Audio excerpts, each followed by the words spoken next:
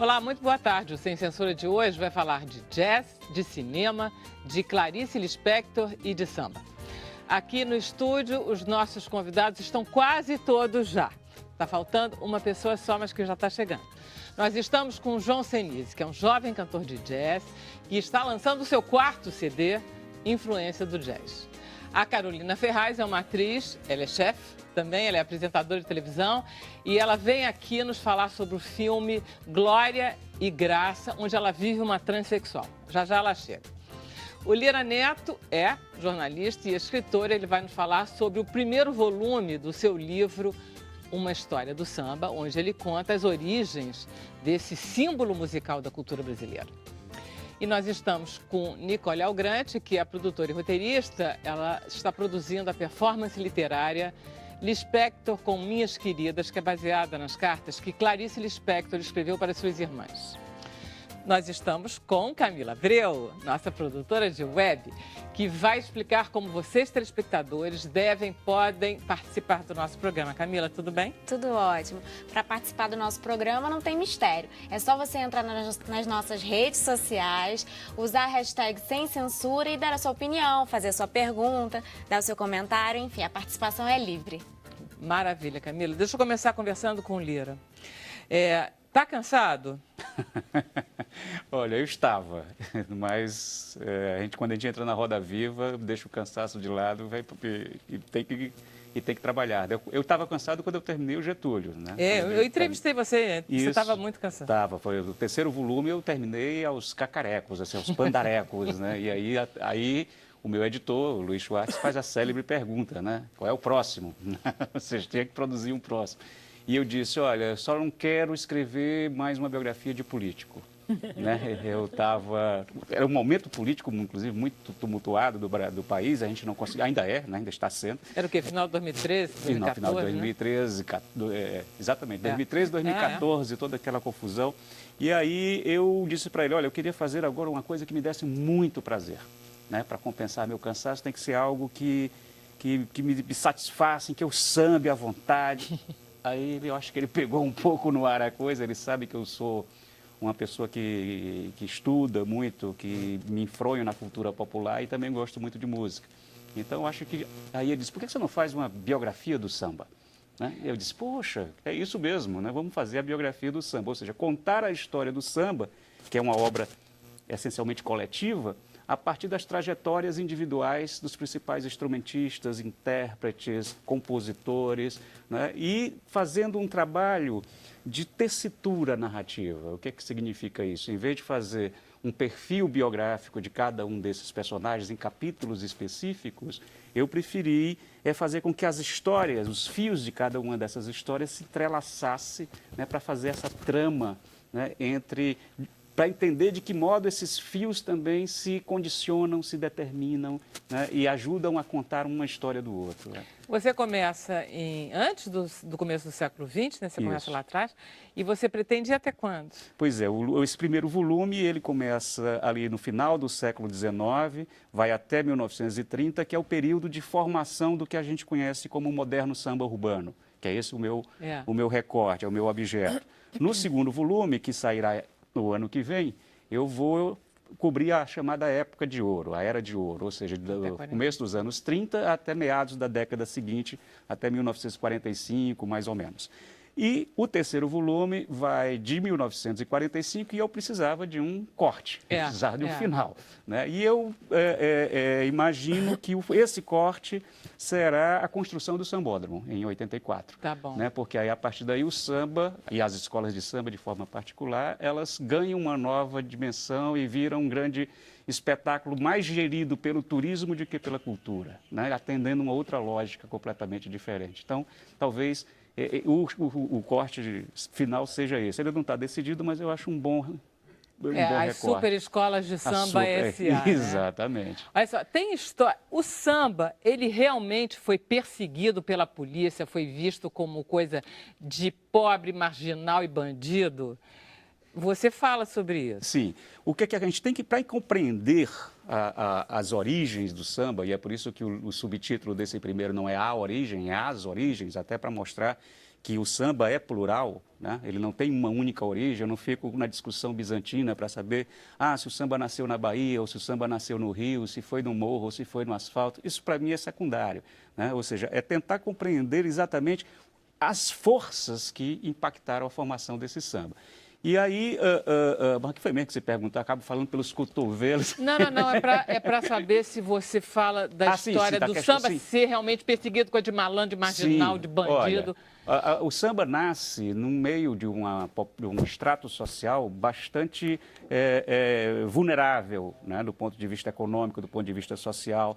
Pessoas que eram invisibilizadas, inclusive, naquele instante, porque eram negras e pobres. E são justamente essas pessoas que, naquele processo de reformas, das grandes reformas urbanas do Rio de Janeiro no começo do século XX, elas são postas para fora da paisagem, ou seja, elas eram indesejáveis. E essas pessoas, ao mesmo tempo, representavam a mão de obra que as elites e as classes médias precisavam.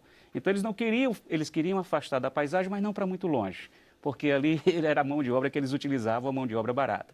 E eles vão ocupando as encostas dos morros e formando as primeiras favelas. Então, o samba nasce aí nesse momento em que essas políticas urbanas estão sendo postas em ação. Tem um detalhe que eu acho importante destacar, é que em 1890, a gente está falando, portanto, de 2 anos depois da abolição da escravatura, existia uma lei, foi baixada uma lei, que ficou apelidada e conhecida historicamente como a Lei da Vadiagem, que previa a pena de prisão para toda aquela pessoa que fosse vista perambulando na rua e não pudesse comprovar que tinha uma ocupação fixa. Agora pensemos aqui, 1890, 2 anos após a abolição dos escravos, quem eram os principais alvos dessa lei? Então, eram exatamente aquelas pessoas que, recém-libertas do jugo do cativeiro, não tinham conseguido, logicamente, por condições óbvias, se inserir no mundo do trabalho. Então, eram essas pessoas pobres, negras, marginalizadas, dos subúrbios, da periferia e dos morros, né, que eram os alvos dessa lei. Pois é, eu pedi para você, porque eu queria ouvir a história, que eu adoro a história do pandeiro, junto com o senador Pinheiro Machado. Porque tem esse lado, eles eram marginais, mas o pessoal, os ricos, poderosos, eles estão sempre imiscuídos com samba e com essa coisa, não é não? Eu queria que você falasse disso. Isso é recorrente na história do Brasil, né? Esses encontros fortuitos entre as elites e as classes menos favorecidas. E o episódio do pandeiro é realmente muito simbólico e muito ilustrativo dessa relação. O que é que a gente está falando? O João da Baiana, dos pioneiros dessa história, né, grande pandeirista, vivia levando o grupo dele para fazer a trilha sonora dos regabofes na mansão do Pinheiro Machado, que era, para quem não lembra, né, para quem não sabe, hoje o nome de Pinheiro Machado parece uma coisa muito distante, mas era a eminência parda da Primeira República, era o homem mais poderoso do Brasil, né, um senador gaúcho e tal. E o João da Baiana começou a faltar a esses encontros na casa do senador. E o senador perguntou, cadê o João da Baiana? Não, é porque é o seguinte, ele estava andando, ia para a festa da Penha e a polícia apreendeu o pandeiro dele, porque o pandeiro é símbolo de malandragem, é símbolo de vadiagem, então apreenderam, né? Ou seja, a simples posse de um instrumento de percussão caracterizava a vadiagem. E o Pinheiro Machado ficou, então manda chamar o João da Baiana lá no Senado, que eu quero falar com ele no meu gabinete. E aí o João da Baiana vai ao Senado e lá o Pinheiro Machado pede que ele encontre o melhor pandeiro da cidade, na melhor loja, e mande gravar nesse pandeiro ao João da Baiana, minha homenagem, Pinheiro Machado. E aí esse pandeiro servia de salvo-conduto, vamos dizer assim, do João da Baiana para não ser mais alvo da violência policial, né? Então, é uma história que tem pontos de contato entre as elites e as classes subalternas, mas é uma história também construída de muita violência física e simbólica, né? O samba é fruto de um conflito, né? E um conflito social. E, aos poucos, ele vai sendo incorporado, vai sendo apropriado, vai sendo deglutido pela, então, nascente indústria do entretenimento. Quer dizer, apropriado para um lado, desapropriado para o outro, Exatamente, né? Exatamente. O samba padeceu de um duplo impacto e continuou sendo samba e continuou se reinventando. Que duplo impacto é esse? De um lado, ele virou uma mercadoria na lógica do consumo da então nascente indústria do entretenimento. A gente está falando principalmente do rádio. Estava começando o disco, exatamente, não é isso? Disco, rádio, depois o cinema, o teatro de revista. Ou seja, o samba passa a ser a matéria-prima dessa indústria, né, dessa incipiente indústria cultural. E, de outro lado, você tem o vetor de impacto do projeto nacionalista do governo Vargas. E aí as minhas duas pesquisas se encontram, né, a minha biografia, que eu escrevi dos 3 volumes sobre o Getúlio, e essa biografia do samba, vamos dizer assim. Então, o governo varguista, e principalmente o Estado Novo, começou a buscar a construção de uma identidade nacional, né? Com todas as violências simbólicas também, com todos os apagamentos das dissonâncias, né? Quando você fala identidade, você está pressupondo a deixar de lado o que é dissonante, o que é desigual, o que não parece homogêneo. Então, se cria essa mitologia, né, da democracia racial, de que o Brasil é uma grande democracia racial e que o Brasil é um só, e o samba passa a ser a trilha sonora do próprio varguismo. Né? É adotado como símbolo, como o gênero musical hegemônico do país. Deixa de ser marginal e passa a ser simbólico. Você teve alguma música que você descobriu, que você não conhecia, que você disse, nossa, coisa linda? Tem várias, né? Tem várias. Porque é o seguinte, essa primeira parte do livro, né? Essa primeira parte da trilogia, esses momentos aí dos pioneiros, muitos desses personagens, hoje ninguém tem mais nem ideia de quem são. Muitos deles viraram nota de pé de página na vasta bibliografia, né? Como Hilário Jovino Ferreira, né? Você tem o Caninha, você tem o Zé Espinguela, ou seja, pessoas que hoje você não tem muita notícia de quem são. Mas nesse volume já aparecem ali o que eu chamo de Santíssima Trindade do samba, né? que é o Pixinguinha, o João da Baiana e o Donga, e já começa a aparecer os que fazem a ponte para a profissionalização do sambista, que aí é o senhor, né? E você começa a ter Cartola, você começa a ter Eu adorei o capítulo que você começa a falar do senhor, porque o senhor é um dos personagens que eu não tinha estudado tanto e eu adoro o personagem. Ele é um grande personagem. Olha só, parece que a Carolina chegou, vamos receber a Carolina, que aí ela entra e já começa a participar da conversa. Prazer em tê-la aqui. Prazer aqui, ó. Vamos lá. Não, imagina. A gente aí conversou mais um pouquinho. O Lira Neto, que está lançando o livro do samba, o João Senise e a Nicole. Olha só, conta aí quando é que você lança o livro, como é que tá? Aliás, ele está muito bonito. Está bonito, né? Essa edição caprichada, com capa dura, uma capa assim, meio bonito. Arlequinal e meio Exu, assim, também. tá uma coisa bacana. Aqui no Rio, eu já fiz o lançamento em São Paulo, né, onde eu moro, e aqui no Rio serão 2 lançamentos. Um foi ontem, inclusive. Ah, você já fez? Um foi ontem, na Livraria da Travessa de Ipanema, e vai ter uma festança, um furdunço, no sábado, na Livraria Folha Seca, do meu amigo Rodrigo Ferrari, o Digão, ali na Rua do Ouvidor, com roda de samba, cerveja e tudo que tem direito. Então, estão todos convidados, os telespectadores, sábado a partir de 2 da tarde, na Folha Seca. Quer dizer que cearense, morando em São Paulo, pode falar samba? Pode. Não só, tem um terceiro elemento. Eu sou cearense, né, moro em São Paulo e tenho cintura de Playmobil. E ainda assim me atrevi a escrever sobre samba. Hoje eu tive... Isso nunca me assustou, né? Mas hoje eu saí, antes de vir para cá, eu passei na casa, recebi um convite para bater um papo, tomar um café com o grande Nelson Sargento. Uau! Né? Na família dele me convidou, exatamente. E ele disse uma coisa linda, ele disse, eu acho que você escreveu um dos livros mais completos sobre o samba. Para mim isso é melhor do que os jabutis que eu já ganhei na minha carreira como escritor. Ou seja, a moçada do samba, o povo do samba está recebendo o livro muito bem. Né? A acolhida tem sido muito bacana. E isso, a interlocução que eu mantive ao longo da pesquisa com pesquisadores de samba, com sambistas, com compositores, né, eu acho que fez a diferença. Né? E o meu olhar é o olhar do biógrafo. Ou seja, eu não é um olhar do sambista nem de um técnico em música, não é um tratado de musicologia, é um livro que trabalha em cima da trajetória individual desses personagens. Eu acho que você tem a mesma curiosidade que os leitores têm. Aí o teu livro fica muito bom, porque a gente vai matando a nossa curiosidade. Obrigada, hein, Lira? Foi ótimo. De nada. Carolina, quando eu apresentei você, que você não estava aqui, eu disse, a Carolina é atriz, é chefe e apresentadora de televisão. A gente veio falar do seu filme, onde você faz uma transexual. Sim. Tudo isso junto e misturado, né? A gente ripa, chuleia e costura para fora. Faz um pouquinho de tudo, é isso. Continua esse programa da GNT do... Continua. Agora só vai retomar, na verdade, uma nova temporada em agosto. Esse semestre eu estou enlouquecida fazendo 500 coisas, inclusive divulgando filme, né? Depois de quase 10 anos lutando atrás de patrocínio. É que a história, na verdade, tem que ser contada desde o início. Pois é, eu li que você fez pesquisa desde 2005, então pode contar. Eu fui convidada, né, para fazer esse filme. Éramos todos jovenzinhos, eu, Micael, éramos garotinhos na época, o tempo passou e a gente envelheceu. E o filme acabou, aquela produção não acontecendo, mas eu me apaixonei pelo roteiro. E comprei os direitos do roteiro há quase 10 anos atrás, e aí já comecei a sair a campo, fui a São Paulo, 2 noites até travestida, né? Lá, as meninas me vestiram, me maquiaram, me produziram, né? Me montaram toda. E eu me lembro que até eu estava na rua e falava, meu Deus, mas e se aparecer um conhecido, né? Aí elas falavam, pô, Carolina, o problema é do conhecido, se liga, né? É verdade, né? Você está fazendo um laboratório conhecida que a gente não sabe o que está fazendo. Mas eu me envolvi muito, eu conversei com acho que 64.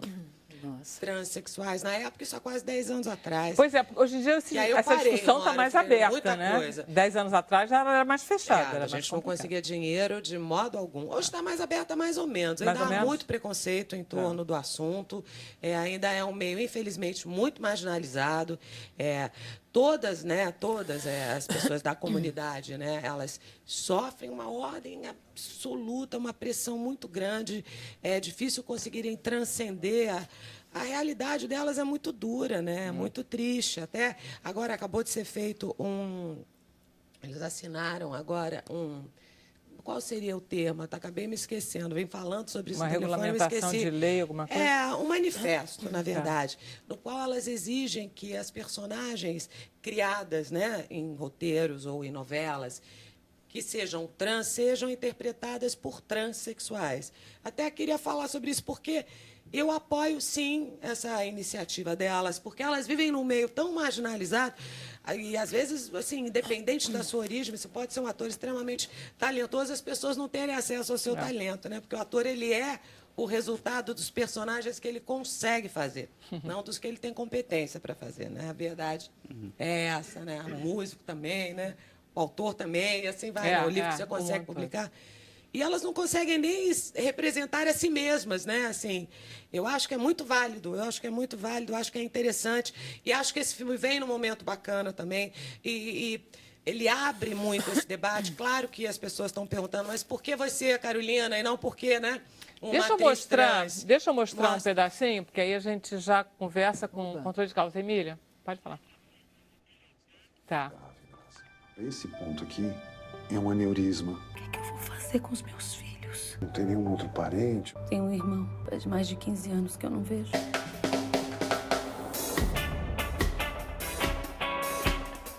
Luiz Carlos.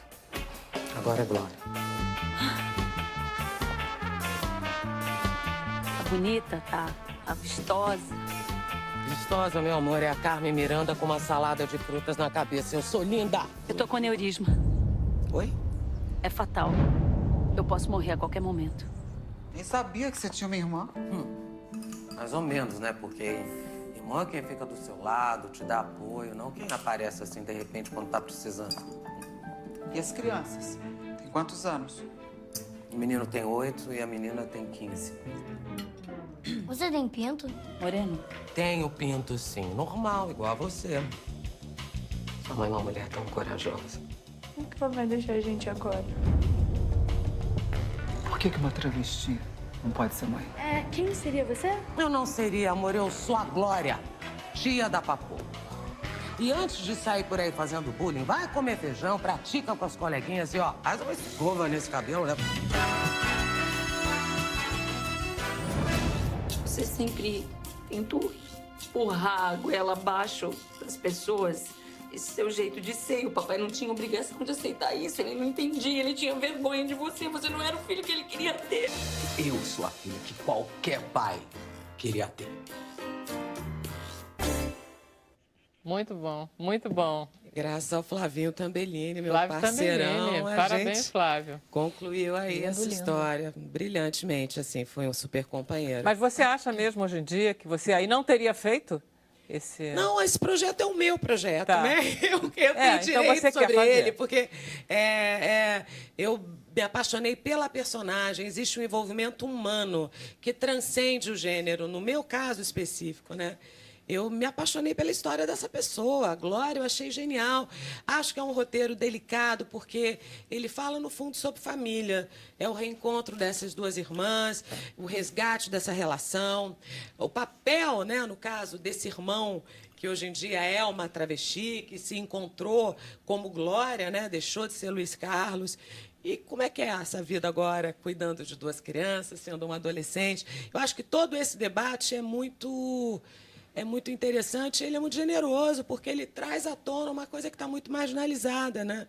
Essa coisa da invisibilidade é uma coisa que me incomoda muito. Bom, se as Várias, mulheres né? já se sentem invisíveis, imagina os trans, né? Já pensou, né? É uma coisa muito... Outro dia eu estava lendo uma estatística que parece que 53% das mulheres brasileiras acima dos 50 anos se sentem invisíveis. Eu falei, gente, mas olha... Que loucura, né? De As pensar uma coisa de dessa. menos de 50 também, frequentemente. Acho que todas. Eu acho que foi uma conspiração. A gente estava quase desistindo quando finalmente pintou um patrocínio o Lúcia Demorou para Silvestre... filmar o tempo de A filmagem? gente filmou em 4 semanas. A gente Maravilha. ensaiou bastante, a gente fez um filme super low budget, Produção super enxuta, boa. para poder resolver. O Adba, né, que é o nosso fotógrafo, Gustavo Adba, também fez um trabalho brilhante. A equipe toda muito gozado. Todo mundo ali viveu comunitariamente um projeto onde todos se sentiam parte de uma coisa maior. Assim. Então, isso acontece muito pouco, né? Até um pouco redundante às vezes isso, porque a maior parte das vezes é muito complicado o meio onde você vive no meu campo, né? Às vezes é bom, às vezes não é bom. Acho que músico também é um pouco assim, né? O autor Não, fica lá sozinho escrevendo. qualquer lugar, né? A equipe às né? vezes não acerta, né? Mas E às vezes dessa vez acerta, foi né? uma felicidade, assim. A gente ia para lá feliz, a gente estava muito contente. Eu acho que esse resultado também vai imprimir aí na tela. A gente vai para o intervalo, mas na volta a gente vai falar mais um pouquinho ainda com a Carolina sobre o filme. O Sem Censura volta já já, tá?